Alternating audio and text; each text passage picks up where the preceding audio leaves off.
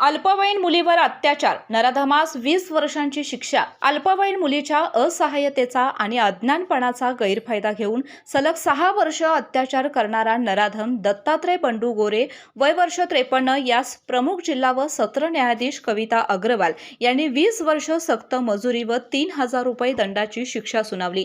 या खटल्यात सहाय्यक सरकारी वकील प्रतिभा जाधव यांनी कामकाज पाहिले. तुझ्या आईला ठार मारतो, तुझे कुटुंब उद्ध्वस्त करतो अशी भीती दाखवून 2013 ते 2019 अशा 6 वर्षांच्या कालावधीत दत्तात्रय गोरे याने पीडित मुलीवर अत्याचार केले होते.